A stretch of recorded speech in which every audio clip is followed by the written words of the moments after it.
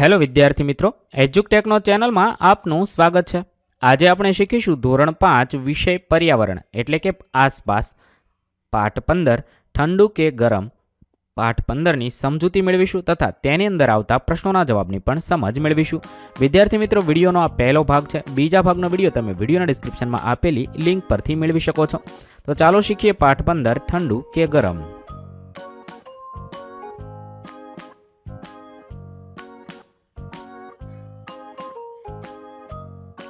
અહીંયા સૌપ્રથમ એક વાત છે કઠિયારાની। એક કઠિયારો હતો, એને અંગ્રેજીમાં વુડ કટર કહે છે।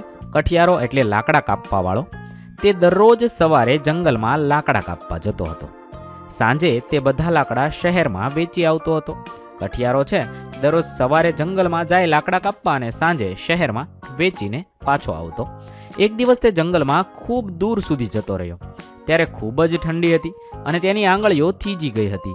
કઠિયારો વારંવાર તેની કુહાડી એટલે કે અંગ્રેજીમાં તેને એક્સ કહે છે બાજુ પર મૂકી તેના હાથ મોં પાસે લાવતો હતો। કઠિયારો છે એક દિવસ જંગલમાં ખૂબ દૂર દૂર જતો રહે છે અને ઠંડીનો સમય હોય છે। ઠંડીનો હોવાથી તેની આંગળીઓ થીજી ગઈ હતી। કઠિયારો છે વારંવાર તેની કુહાડી છે બાજુમાંથી મૂકી દેતો અને તેના હાથ મોઢા પાસે લાવતો અને પછી તે હાથને ગરમ રાખવા તેના પર જોરથી ફૂંક મારતો હતો। મોઢામાંથી ફૂંક એટલે બ્લો, અંગ્રેજીમાં તેને બ્લો કહે છે। ફૂંક મારતો એના કારણે છે હાથ ગરમ થાય। આગળ જોઈએ, જ્યારે તે લાકડા કાપતો હતો ત્યારે મિયા બાલિસ્તીએ ખૂણામાંથી તેને જોતા હતા। આ કઠિયારો છે લાકડા કાપતો ત્યારે તેને મિયા બાલિસ્તીએ, એ વ્યક્તિનું નામ છે, તે તેને ખૂણામાંથી જોતા હતા। મીલા બાલિસ્તીએ જોયું કે કઠિયારો તેના હાથમાં ફૂંકો માર્યા કરતો હતો। કઠિયારો છે એ હાથમાં ફૂંકો માર્યા કરતો, એ આ બધું મિયા બાલિસ્તી જોતા હતા। તે આશ્ચર્યમાં પડ્યા, તે વિચારમાં પડી ગયા કે આ બધું શું, પરંતુ તેઓ સમજી શક્યા નહીં કે આવું કઠિયારો કેમ કરે છે। હાથમાં છે એ ફૂંક મારી રહ્યો છે, એ ચિત્રમાં તમે જોઈ શકો છો અને મિયા બાલિસ્તી જુએ છે। આવું કેમ કરતો હશે તે વિચાર કરતા હતા। ઊભા થયા, તેમણે કઠિયારાને પૂછવું જોઈએ કે થોડું ચાલ્યા પછી તે એવું વિચારીને પાછા આવ્યા કે કદાચ કઠિયારાને તે ન ગમે તો। એને એમ થયું કે લાય કઠિયારાને જઈને પૂછી લઉં કે આવું કઠિયારો કેમ કરે છે। પરંતુ થોડીક વાર આગળ ચાલ્યા પછી એને એમ થયું કે કઠિયારાને નહીં ગમે તો, એટલે એ પાછા આવ્યા। અંતમાં મિયા બાલિસ્તીએ પોતાની જાતને રોકી શક્યા નહીં। અંતમાં એને એમ થયું લાઈને પૂછી જ લઉં। તે કૂદતા કૂદતા કઠિયારા પાસે ગયા અને કહ્યું, કેમ છો ભાઈ?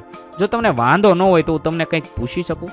તે કૂદતા કૂદતા કઠિયારા પાસે જાય છે અને કઠિયારાને પૂછે છે, જો તમને વાંધો ન હોય તો હું તમને એક વાત પૂછું। તે આ ટચુકડા માણસને જોઈ કઠિયારો તો આશ્ચર્યચકિત થઈ ગયો। મિયા બાલિસ્તી છે એ ટચુકડો અમથો નીચો ઢેબલો માણસ હતો। તેને જોઈને કઠિયારો છે એ આશ્ચર્યમાં પડી ગયો અને આનંદિત થઈ ગયો, પરંતુ તેનું હાસ્ય સંતાડી રાખ્યું અને કહ્યું, જરૂરથી પૂછો।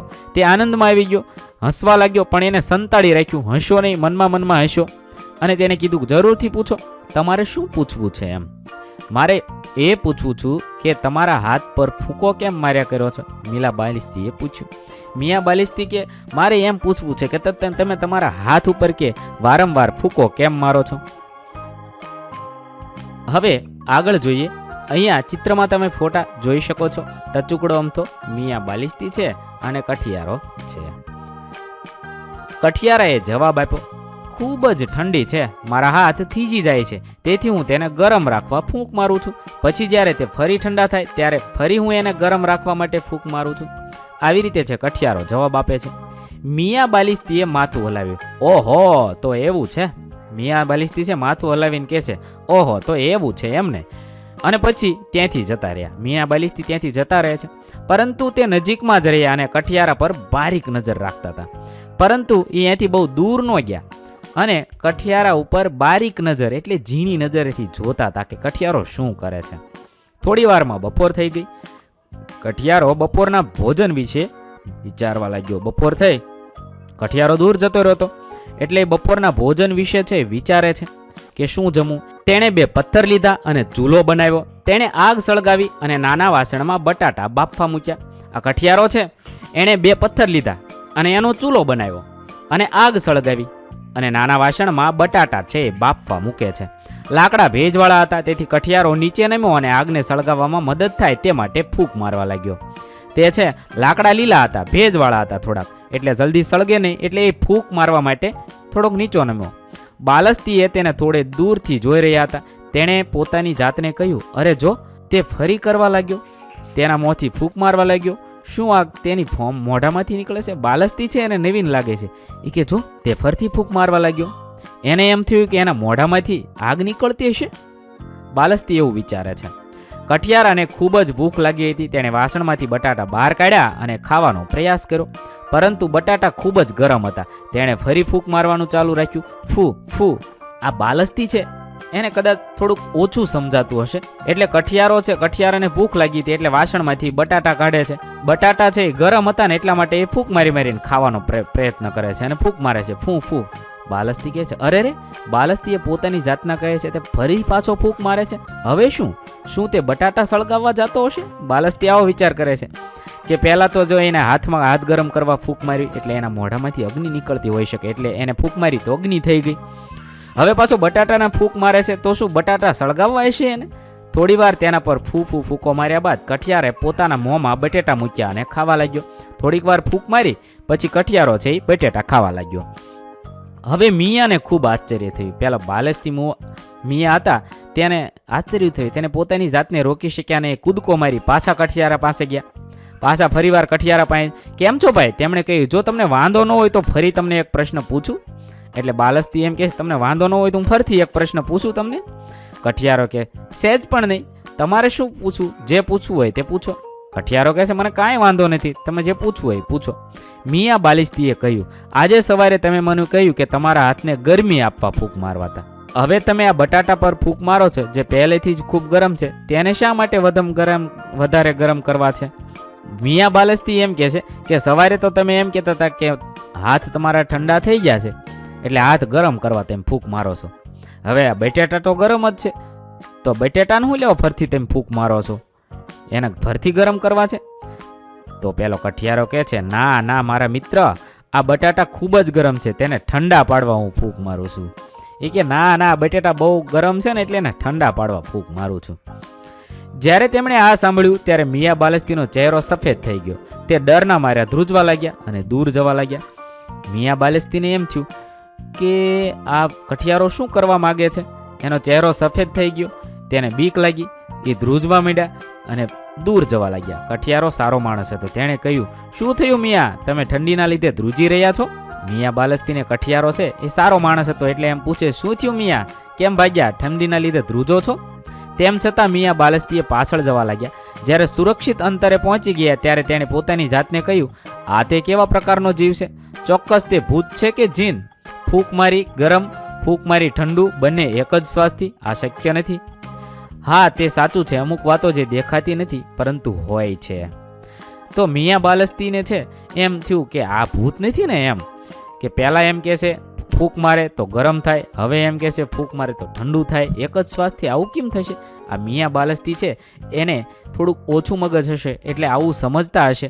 આવી ઝાકીર હુસેનની છે એ સરસ મજાની વાર્તા છે, એની અંદરથી આ વાર્તા મિયા બાલસ્તીની લેવામાં આવી છે. હવે આ કરો. મિયા બાલસ્તીએ મૂંઝવણમાં હતા જ્યારે તેમણે કઠિયારાને તેના ઠંડા હાથને ગરમ કરવા અને ગરમ બટાને ઠંડા પાડવા ફૂંક મારતો જોયો. તમે શિયાળામાં તમારા હાથ ઠંડા પડી જાય તો તેને ગરમ કરવા ફૂંકો મારી છે? તે કેવું લાગે છે? તો લખી શકાય, હા, મેં શિયાળામાં ઠંડી પડી ગયેલા હાથને ગરમ કરવા ફૂંકો મારી છે. શિયાળામાં ઠંડા હાથ પર ફૂંક મારવાથી હાથને ગરમી મળે છે. તમારા મોંથી હાથ પર જોરથી ફૂંક મારો. તમારા મોંમાંથી નીકળેલી હવા આજુબાજુની હવાની સરખામણીમાં કેવી છે? ગરમ કે ઠંડી? મોંમાંથી નીકળેલી હવા આજુબાજુની હવાની સરખામણીમાં થોડી ગરમ છે. હવે તમારા હાથ તમારા મોઢાથી દૂર રાખો અને ફરીથી ફૂંક મારો. તમારા મોંની હવા કેવી લાગી? કેમ? હાથને મોંથી દૂર રાખીને ફૂંક મારતા હવા થોડી ઠંડી લાગે છે, કારણ કે મોંમાંથી આવતી હવા હાથ સુધી આવે તે પહેલાં આજુબાજુની હવા સાથે ભળીને થોડી ઠંડી પડે છે. તેથી મોંથી દૂર રાખેલા હાથ પર આવતી હવા થોડી ઠંડી લાગે છે. હવે વિચારો અને કહો, તમે બીજા કોઈ રસ્તો વિચારી શકો છો જેનાથી તમારા શ્વાસના ગરમાવાનો ઉપયોગ કરતા હોય? હા, રૂમાલની ગળી ઉપર જોરથી ફૂંક મારવાથી રૂમાલ ગરમ થાય છે અને તેનો ઉપયોગ આંખ પર હાથથી ઝાપટ લગાવવાથી કે અન્ય રીતે આંખને ઈજા થઈ હોય તો આંખ પર શેક કરવા માટે થાય છે. કાપડના ટુકડાની 3-4 ગળી કરો. હવે તેને તમારા મોં પાસે લાવો અને જોરથી ફૂંક મારવો. કપડું ગરમ થયું? તો લખી શકાય હા, ગળી વાળેલા કાપડના ટુકડાને મોં પાસે લાવીને તેના પર જોરથી ફૂંક મારતા કપડું ગરમ થાય છે. બાલિસ્તીએ જોયું કે કઠિયારો ગરમ બટાટાને ઠંડા કરવા તેના પર ફૂંક મારતો હતો. જો તેણે બટાટાને ઠંડા કર્યા વગર ખાઈ લીધા હોત તો શું થયું હોત? કઠિયારાએ બટેટાને ઠંડા કર્યા વગર ખાઈ લીધા હોત તો તેની જીભ દાજી જાત અને જીભ પર બળતરા થાત. આને લીધે તેણે ચાવેલા બટેટા મોંમાંથી થૂકી દેવા પડત. તમે ક્યારેય કંઈ ખૂબ ગરમ ખાતા અથવા પીતા તમારી જીભે દાઝ્યા છો? જ્યારે કોઈ ખોરાક ખૂબ ગરમ હોય ત્યારે તેને કેવી રીતે ઠંડો કરો છો? તો લખી શકાય હા. અહીંયા તમારે તમારી વાત લખવાની છે. મેં અહીંયા જે વાત લખી છે તે નમૂનારૂપ વાત છે. એકવાર મારી મમ્મીએ દાળ ભાત બનાવ્યા હતા. તે સમયે જમતા જમતા ગરમ દાળ પીધી હતી ત્યારે હું મારી જીભે દાઝ્યો હતો. ઘણીવાર સુધી જીભ પર અને ગળામાં બળતરા થઈ હતી. કોઈ ખોરાક ખૂબ ગરમ હોય ત્યારે હું તેને મોં વડે ફૂંક મારીને અથવા તેને થોડા સમય રહેવા દઈને કે પંખા નીચે રાખીને ઠંડો કરું છું. જો તમારે આ 3 ગરમ વસ્તુઓ ઠંડી કરવાની હોય, દાળ, ભાત, રોટલી, તો તમે કઈ રીતે કરશો? ગરમ દાળને એક વાટકીમાંથી બીજી વાટકીમાં અને બીજી વાટકીમાંથી પહેલી વાટકીમાં નાખીશ એટલે ઠંડી થશે. આમ થોડી વાર કરવાથી દાળ ઠંડી થશે. પછી ગરમ રોટલીના 4 ટુકડા કરી તેના પર ફૂંક મારીને રોટલી ઠંડી કરીશ અને ગરમ ભાતને ડીશમાં પહોળા કરી ફેલાવીને ભાતને ઠંડા કરીશ. આ રીતે છે એને ઠંડા કરી શકો છો. ચિત્ર પહેલું અને ચિત્ર બીજું. ચિત્ર 1 જુઓ. મિની તેની ચા ફૂંક મારી ઠંડી કરવા પ્રયાસ કરતી હતી.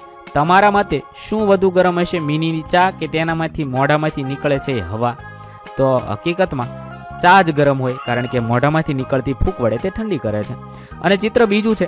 સોનુને ખૂબ જ ઠંડી લાગતી હતી ત્યારે તેના હાથ પર ફૂંક માર્યા કરે છે. હવે વિચારો અને લખો, શું વધારે ઠંડુ છે, સોનુના હાથ કે તેનો શ્વાસ? તો તેના હાથ વધુ ઠંડા હશે એટલે તેને ગરમ કરવા માટે તે ફૂંક મારે છે. મિનીની ચા વધારે ગરમ હશે અને સોનુના હાથ વધારે ઠંડા છે. આ રીતે તમે લખી શકો છો. ત્યારબાદ તમે તમારા મોંથી બીજા કયા કામ માટે હવા ફૂંકો છો? તો સીટી વગાડવા માટે, ભૂંગળી વડે ચૂલામાં અગ્નિ પ્રગટાવવા માટે, કપડાં અથવા અન્ય વસ્તુઓ પરથી ધૂળ ઉડાડવા માટે, ચશ્માના કાચને સાફ કરવા માટે, કાગળની ફરકડી ફેરવવા માટે, ફુગ્ગો ફૂલાવવા માટે, આવા બધા કામ માટે હવા ફૂંકીએ છીએ. કાગળની સિસોટી બનાવો. અહીંયા સિસોટી કેવી રીતે બનાવવી તેની આખી પ્રવિધિ આપેલી છે. એવી રીતે તમે આ મુજબ કરશો અને સિસોટી બનાવશો. તમારા વર્ગખંડમાં તમારા શિક્ષક શ્રી કહે તે મુજબ કાગળની સિસોટી બનાવશો. જુદી જુદી રીતે ફૂંક મારો. નીચે આપેલી વસ્તુઓની સિસોટી બનાવો. સૌથી મોટેથી સૌથી ધીમે વાગે તે ક્રમમાં લખો. ચોકલેટનું રેપર, પાંદડું, ફુગ્ગો, પેનનું ઢાંકણ, બીજી કોઈ વસ્તુ એની સિસોટી બનાવવાની છે. તો સૌથી વધુ મોટેથી અવાજ વાગે તો પેનના ઢાંકણનો, ત્યાર પછી બંને હાથની આંગળીઓ વડે, પાંદડા વડે, ફુગ્ગા વડે અને ચોકલેટના રેપર વડે તમે સિસોટી વગાડી શકો છો અને આ મુજબ ક્રમમાં ગોઠવશો. અહીં આપણે વિડીયોનો પહેલો ભાગ પૂર્ણ કરીએ છીએ. વિદ્યાર્થી મિત્રો, બીજા ભાગનો વિડીયો તમે વિડીયોના ડિસ્ક્રિપ્શનમાં આપેલી લિંક પરથી મેળવી શકો છો. વિદ્યાર્થી મિત્રો, આપેલા વિડીયોની જો તમારે પીડીએફની જરૂર હોય તો તમે આપણી એપ્લિકેશન સ્માર્ટ સાથી પરથી મેળવી શકશો. વિદ્યાર્થી મિત્રો, આપણી એપ્લિકેશન સ્માર્ટ સાથી પ્લે સ્ટોરમાં આવી ગઈ છે, જેની અંદર તમે બધા વિભાગ જોઈ શકો છો. તેની અંદર વિવિધ ધોરણ છે. ધોરણ ઉપર ક્લિક કરતા વિવિધ વિષય ખુલશે. વિષય ઉપર ક્લિક કરતા તેની અંદર આવતા પાઠ ખુલશે. તેની અંદરથી તમે પાઠ્યપુસ્તક પણ ડાઉનલોડ કરી શકો છો. તેની અંદર આપેલા પાઠમાં ક્લિક કરતા તમે પાઠની પીડીએફ, સ્વાધ્યાયની પીડીએફ, સ્વાધ્યાયન પોથીની પીડીએફ, પાઠના વિવિધ વિડીયોઝ, સ્વાધ્યાયના વિડીયોઝ, સ્વાધ્યાયન પોથીના વિડીયોઝ બધું જોઈ શકો છો અને ડાઉનલોડ પણ માત્ર એક ક્લિકમાં કરી શકો છો. વિદ્યાર્થી મિત્રો, આપણી એપને સપોર્ટ કરજો, ડાઉનલોડ કરજો